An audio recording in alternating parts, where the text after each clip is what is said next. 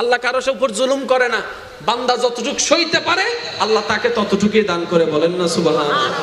এবার আপনি রাস্তা দিয়ে যাচ্ছেন, কেউ একজন আপনারা ধরছে, বলে যে 100 দে, এবার আপনি দিলেন, এটা কি গোশ না জুলুম? জোরে বলেন না। তাহলে গোশ আলাদা, জুলুম আলাদা। এবার আপনার গাড়িতে মনে করেন কিছু আছে দেরি, ধরছে, আপনি তারে দিলেন 5000, এটা গোশ। এটা কি? এটা কি? গোশটা আল্লাহ পছন্দ করে, কিন্তু কেউ যদি আপনাকে বাধ্য করে, আপনি বাধ্য হয়ে যদি দেন, সেখানে আপনি মজলুম হবেন, আপনি জালিমের শিকার হচ্ছেন, সেখানে আল্লাহ পাক আপনার জন্য রহমতের দরজা খুলে দিবেন, বলেন না সুবহানাল্লাহ। মনে রাখবেন ভাইয়েরা, আল্লাহর প্রিয় বান্দাদের কয়েকটা লিস্ট করি, শিকার আগ্রহ আছে? জোরে বলেন না। দুনিয়া তার থাকবো কয়দিন ভাই? দিন দিন তো যত যাচ্ছে আমাদের হায়াত তো শেষ হয়ে যাচ্ছে। সামনে আমাদের কবর অপেক্ষা করছে। এই কবরে কোনো দুশমন রেখে আসবে না, আপন জনেরাই ধাক্কা দিয়ে ফেলে দেওয়ার মতো করে রেখে আসবে। আপনার বানানো ঘর থেকে আপনাকে বের করে দিবে, এমনকি আপনার সে আলমারিতে রাখা একটা কাপড়ও আপনাকে দিবে না, আপনাকে একা রেখে আসবে। একটু ভাবুন, ফিরে আসুন রবের দিকে, নবীর মুহাব্বতকে সাথে নিয়ে। বিশ্বাস করুন, আপনার এই অল্প দিনের দুনিয়ার জীবনটাও আনন্দময় হয়ে যাবে। হুয়াল্লাযী আনজালাস সাকিনাতা ফি কুলুবিল মুমিনিন। যে শান্তি প্রশান্তির খুঁজে দিক বেদিক ঘুরে বেড়াচ্ছি আমরা, কোথাও নেই সেই শান্তি রবের দরবার ছাড়া। আপনি রবের হয়ে যান, সমস্ত সৃষ্টি জগৎ আপনার হয়ে যাবে। সুবহানাল্লাহ। একটু মনোযোগ, একটু মনোযোগ। রবের প্রিয় বান্দা হওয়ার ইচ্ছা আছে না নাই? আল্লাহর প্রিয় বান্দা হওয়ার ইচ্ছা আছে না নাই? আল্লাহর বান্দা, আপনি আপনার আল্লাহর দিকে খেয়াল করুন, আপনার আল্লাহর প্রিয় বান্দা হওয়ার ইচ্ছা আছে না নাই? যাদের যাদের আছে একটু হাত তোলেন।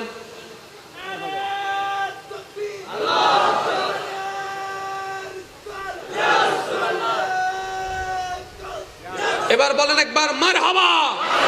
আল্লাহ আজকে যারা হাত তুলেছে তাদেরকে তুমি কবুল করো। যারা আজকে হাত তুলতে পারেনি, মন থেকে তাদেরকে তুমি এগিয়ে যাওয়ার তৌফিক দান করো। কারণ হাত তুললে যে কবুল হবে তা না, এটা একটা সাইকোলজিক্যাল একটা বিষয় আছে। কেন হাত তুলেছে? অনেকে বলবেন যে হাত তুললে কি কবুল হয়ে যায়? না না, হাত তুললে স্মরণটা আরো পাক্কা হয়। এসে কথা বলে না কেন? ওই বুঝছি আমি 10 মিনিটে শেষ করে দিস। না না, এই আওয়াজ দেখতে জুম নাকি আর গাড়ি আনতো কেন? সিএনজি দিয়ে গ্যাস দিয়ে চলো, দেখ কেন ফার্ম টাউন দম ভরে তো ইল্লে করি চলিব না। একবার বলেন মারহাবা। উনি কি তো কেন করিবে? আচ্ছা, 80,000 ল না কিছু পাইলে। হ্যাঁ হ্যাঁ হ্যাঁ, ওনাকে একটু কোন দিকে যাবে? উনি বসবে? ও আচ্ছা, সামনে বসিয়ে দে। আল্লাহ কবুল করুক। রবের প্রিয় বান্দা হওয়ার ইচ্ছা আছে না নাই? এবার রবের প্রিয় বান্দাদের কিছু লিস্টি করি আপনারা সাথে নিয়ে। নবী রাসূল আল্লাহর, এই তো মাশাআল্লাহ, নবী রাসূল আল্লাহর, এই তো সবাই মিলে বলেন নবী রাসূল আল্লাহর, সাহাবায়ে কেরাম আল্লাহর, আহলে বায়াত আল্লাহর, শহীদগণ আল্লাহর, আউলিয়া ইকরাম আল্লাহর, সুদুদি আল্লাহর। আমি কিন্তু কারো পক্ষও বলি নাই, বিপক্ষও বলি নাই, আপনারাই বলছেন। সুদুদি আল্লাহর প্রিয়, গোশ খানে ওয়ালা আল্লাহর প্রিয়, মা বাবার সাথে বেয়াদবি করনে ওয়ালা আল্লাহর প্রিয়, কারো জায়গা জমিন দখল করে খানে ওয়ালা আল্লাহর প্রিয়। এটা আমাদের কথা নয়, এটা রবের কথা। কথা বলেন না রে ভাই, ঠিক না ভাই? ঠিক।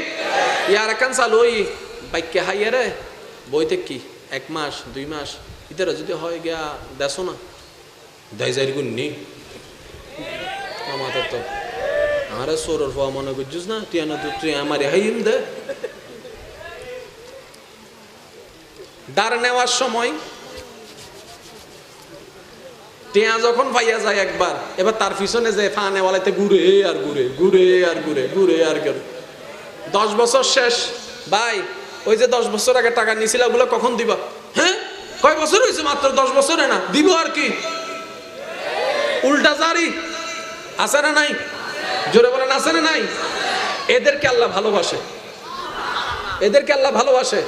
তাহলে আপনি আপনি আমি যদি আল্লাহর প্রিয় বান্দা হতে চাই, ঈমানের পরে আমাদেরকে কিছু কাজ করতে হবে, আবার কিছু কাজ ছাড়তে হবে। কারো কথা শোনার দরকার নাই, আপনার মনের কথা আপনি শুনেন। আরেকটু জোরে।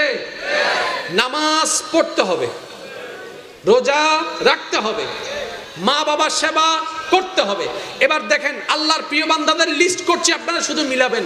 নবীগণ আল্লাহর প্রিয়, রসুলগণ আল্লাহর প্রিয়, সাহাবা আল্লাহর প্রিয়, শহীদগণ আল্লাহর প্রিয়, আহলে বাইত আল্লাহর প্রিয়, আউলিয়া ইকরাম আল্লাহর প্রিয়। তাহলে আল্লাহর প্রিয় বান্দাদের কিছু আমরা লিস্ট করছি।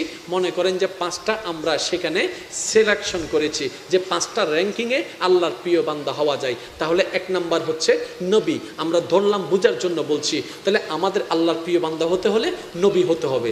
এখন আমরা জানি নবী হওয়া যায় না, নবী কেউ ইচ্ছা করে হতে পারে না।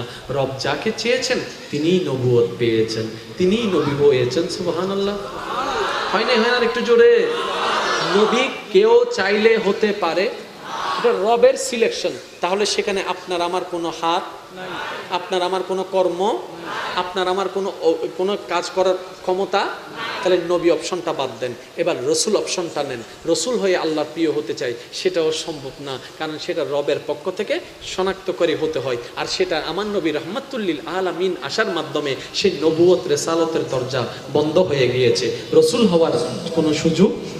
এবার আসেন সাহাবা হওয়ার জন্য আমরা অ্যাপ্লিকেশন করব। এখন দেখলাম সাহাবা হওয়ারও কোনো সুযোগ, জোরে বলেন না, সাহাবা হওয়ার কোনো সুযোগ, আহলে বায়াত হওয়ার কোনো সুযোগ, আরেকটু জোরে বলেন আহলে বায়াত হওয়ার সুযোগ। এবার আমাদের জন্য একটা সুযোগ খোলা আছে, সেটা হচ্ছে আউলিয়া কেরাম। আউলিয়া অপশনটি ছাড়া আল্লাহর প্রিয় বান্দা হওয়ার জন্য আমাদের জন্য আর কোনো অপশন খোলা। তাহলে আল্লাহর প্রিয় হওয়ার জন্য আমাদেরকে ওলি অপশনটা বাছাই করতে হবে। কথা বলেন ঠিক কিনা? আরো জোরে বলেন ঠিক কিনা? তাহলে ওলি হলে চরিত্র দিয়ে হতে হয়, ঈমানের পরে চরিত্র দিয়ে হতে হয়। এবার আপনারা একটু আমাকে বলবেন, কোন ওলি কি আপনার জানা আছে যে মা বাবার সাথে বেয়াদবি করেছে? শোনো নাই? তাহলে আমাদেরকে এটা বাদ দিতে হবে। মা যদি কোনো কথা বলে যেটা আপনার আমার সাথে মিলবে না, মন না চাইলেও চুপ করে এখান থেকে চলে আসতে হবে। আমার কোনো কথা কিংবা ব্যবহারে কিংবা নিঃশ্বাসে উফ শব্দটা যেন বের না হয়, যেটা মায়ের অন্তরকে আঘাত দিবে। কারণ এটা যদি আমি করি, আমি নিজেই ওলি হওয়ার রাস্তাটা বন্ধ করে দিচ্ছি। সুতরাং সেটা আমার পক্ষে করা সম্ভবপর নয়, সুন্দরও হবে না। এবার বলেন, সুদটা খেলে কি, গোশটা খেলে কি রবের প্রিয় বান্দা হওয়া যাবে? তাহলে এটাও এনিহাও আপনাকে আমাকে বাদ দিতে হবে।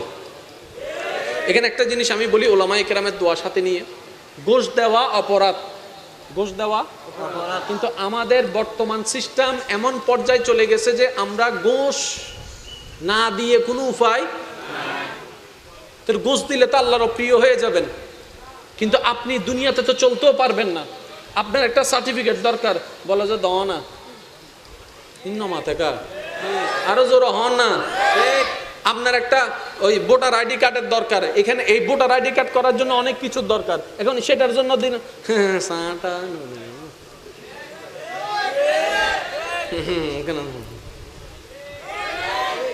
তাহলে আপনার আমার কোনো ওয়ে নাই, লিগ্যালি ভাবে কোনো ওয়ে নাই। এই জিনিসটা একটু বোঝার চেষ্টা করবেন। ইসলাম সহজ। এমন ক্ষেত্রে যদি আপনি কিছু দেন, এটা ঘুষ হবে না, এটা জুলুম। ঘুষ মানে কি? রোল নাম্বার 1 হওয়ার আপনার কোনো সুযোগ নাই। আপনি টাকা দিয়ে জোর করে 1 হয়েছেন, অন্যের জায়গা দখল করেছেন, এটার নাম ঘুষ। এটার নাম কি? এটার নাম কি? এটার নাম কি? এবার আপনি রোল নাম্বার 1 হয়েছেন, চাকরিটা আপনার প্রাপ্য, সব দিক দিয়ে আপনি পারফেক্ট, আপনি লিগ্যালি চাকরিটা পাচ্ছেন। আমি বললাম না দিলে চাকরি হবে না, 5 লাখ দাও। আপনি যদি আমাকে 5 লাখ দেন, এটা ঘুষ হবে না, এটা জুলুম হবে, এটা জুলুম হবে। আল্লাহ বুঝার তৌফিক দান করুন। সব জায়গায় আল্লাহ কারোর উপর জুলুম করে না। বান্দা যতটুকু সইতে পারে আল্লাহ তাকে ততটুকুই দান করে, বলেন না সুবহানাল্লাহ। এবার আপনি রাস্তা দিয়ে যাচ্ছেন, কেউ একজন আপনারা ধরছে, বলে যে 100 দে। এবার আপনি দিলেন, এটা কি ঘুষ না জুলুম? জোরে বলেন না। তাহলে ঘুষ আলাদা, জুলুম আলাদা। এবার আপনার গাড়িতে মনে করেন কিছু আছে দেরি ধরছে, আপনি তারে দিলেন 5,000, এটা ঘোষ। এটা কি? এটা কি? ঘোষটা আল্লাহ পছন্দ করে। কিন্তু কেউ যদি আপনাকে বাধ্য করে, আপনি বাধ্য হয়ে যদি দেন, সেখানে আপনি মজলুম হবেন, আপনি জালিমের শিকার হচ্ছেন। সেখানে আল্লাহ পাক আপনার জন্য রহমতের দরজা খুলে দিবেন। বলেন না সুবহানাল্লাহ।